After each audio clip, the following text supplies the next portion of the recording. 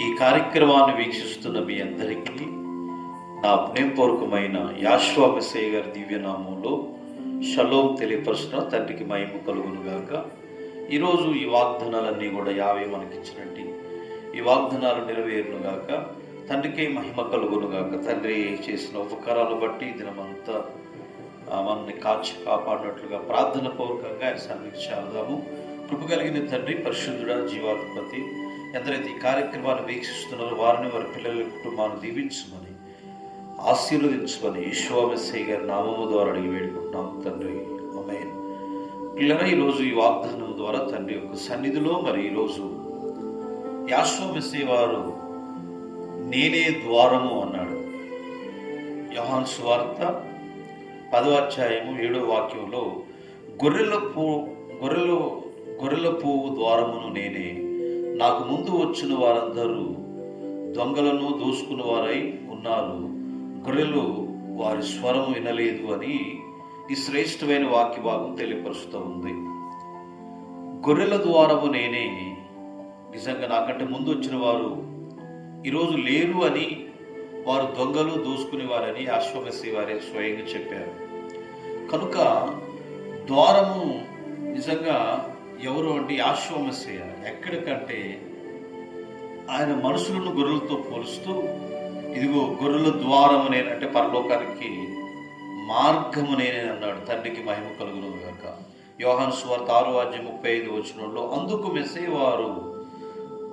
వారితో ఇట్లా, నేను జీవాహారము నేనే, నా యొద్దకు వచ్చువాడు ఏమాత్రం ఆకలిగొనుడని ఈ వాగ్దానం తెలియపరచబడుతుంది. అంటే ఆహారము ఆయనే అంటున్నాడు, అలాగే ద్వారము ఆయనే అంటున్నాడు. అంటే చాలామంది అంటారు అన్నమే అన్నం పరబ్రహ్మ స్వరూపము, అన్నదానమే మహా గొప్ప భాగ్యం అని చాలామంది చెప్తూ ఉంటారు. ఈ సహోదరులరా, ఆయన ఆహారమై ఉన్నాడని లేఖనం తెలియపరుస్తూ ఉంది. రెండవది ఏంటంటే మరి ఆహారమై ఉన్నాడు అంటాడు. మూడవది యోహాను సువార్త 11వ అధ్యాయం 25వ వచనంలో అందుకు యాశ్వా మెస్సయ్య వారు పునరుద్ధానమును జీవమును నేనే, నా యందు విశ్వాసం ఉంచువాడు చనిపోయినను బ్రతుకును అను. బ్రతికించేవాడు ఆయనే. విశ్వాసం రక్షకుని మీద ఉంచితే ఒకవేళ చనిపోయినా కానీ నిజంగా వాళ్ళు బతుకుతారని భూలోకంలో ఈ వాగ్దానం తెలియపరుస్తాం. పిల్లరా, అక్కడ రాయబడిన మాట ఏంటంటే లాజరు చనిపోయినప్పుడు, అమ్మా నువ్వు నమ్మితే పునరుద్ధానమందును నేను ఖచ్చితంగా తిరిగి లేవడం కదా, ఇప్పుడు కూడా నేను లెగుతాను. మార్త అంటారు, పునరుద్ధానం ముందు నిజంగా లెగుతారా అందరూ కూడా? నీ రాకల్లో ప్రతి ఒక్కరు లెగుస్తారంటే లేదమ్మా, నువ్వు యాశ్వా మెస్సయ్య యొక్క నా యందు విశ్వాసం ఉంచితే ఆ మహిమను ఇప్పుడే చూస్తూ అని చెప్పాడు. చనిపోయిన వ్యక్తిని బ్రతికించినటువంటి మహా గొప్ప అద్భుత కార్యం అండి. నిజంగా జీవపు మరి విశ్వాసం ఆయన ఉంచితే చనిపోయిన బ్రతుకుతానని లేఖనంలో మనకు తెలియపరిచాడు. కనుక ప్రకటన గ్రంథం 22వ అధ్యాయం 13వ వాక్యం ఇలా ఉంది. ఏంటంటే నేను అల్పయు మేఘయు మొదటి వాడను కడపటి వాడను ఆది అంతమై ఉన్నానని ఈ వాగ్దానం తెలియపరుస్తుంది. అంటే మొదటివాడు కడపటివాడు ఆది అంతమై ఉన్నాడని ఈ ఛానల్లో వీక్షిస్తున్న మీ అందరికీ తెలియపరచుకుంటే ఆయన ఎల్లప్పుడూ ఉండేవాడు కనుక ఆయనే గొప్పవాడని ఈ లేఖనంలో రాయబడి. సామెతల గ్రంథం 8వ అధ్యాయం 14వ వచనంలో ఆలోచన చెప్పుటయు మరి లెస్సైన జ్ఞానమును ఇచ్చుటయే నా వశమై ఉన్నది, జ్ఞానాధారము నేనే, పరక్రమము నేనే నాదే అని అంటున్నాడు. కనుక జ్ఞానాధారము ఆయనేనట, పరక్రమము ఆయనే. కాబట్టి ఈరోజు లెస్సైన జ్ఞానం అంటే మంచి జ్ఞానాన్ని తండ్రి మనకి ఇస్తారని ఈ వాగ్దానాలు తెలియపరుస్తున్నాడు. తండ్రికి మహిమ కలుగును గాక.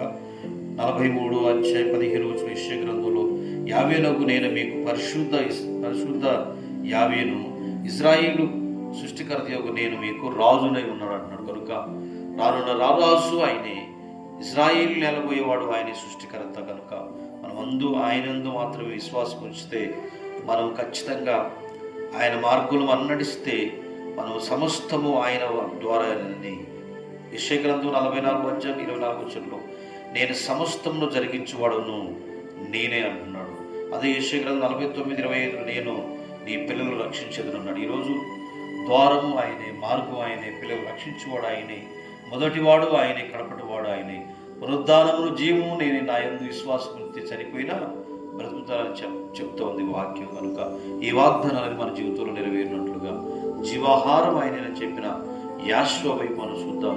అట్టి కృపాధన్యత మన కుటుంబాల్లో దయచేయండి. ప్రార్థన. మహిమ కలిగిన తండ్రి, అతి పరిశుద్ధుడ, ఈ కార్యక్రమాన్ని ఇంతవరకు వీక్షించారు. ఈ దినమంతను వారిని ఆశీర్వదించి దీవించమని ఆయన, నీ మహిమతో నింపి, శక్తితో నింపి సహాయం చేయమని ఆయన. ఎందరైతే వివాహ వేడుకలు తండ్రి, పుట్టినరోజు కార్యక్రమాలు, గృహ కూడికలు తండ్రి, అయ్యా ఇంకా అన్ని కార్యక్రమాలు జరుగుతున్న సభలు, అయ్యా ఇదిగో తండ్రి ఎదురుకు సువార్త జరుగుతుంది, వారందరినీ ఆశీర్వదించి దీవించమని, ఇంతవరకు ఈ కార్యక్రమాలు చూసిన ప్రతి వారిని దీవించమని యెహోవా గారి నామం ద్వారా అడుగుతున్నాను తండ్రి. ఆమేన్. మీ అందరికీ నా హృదయపూర్వక విషయంలో ఈ కార్యక్రమాన్ని అనేకులకు తెలియపరచవలసింది తెలియపరుస్తున్నాను తండ్రికి.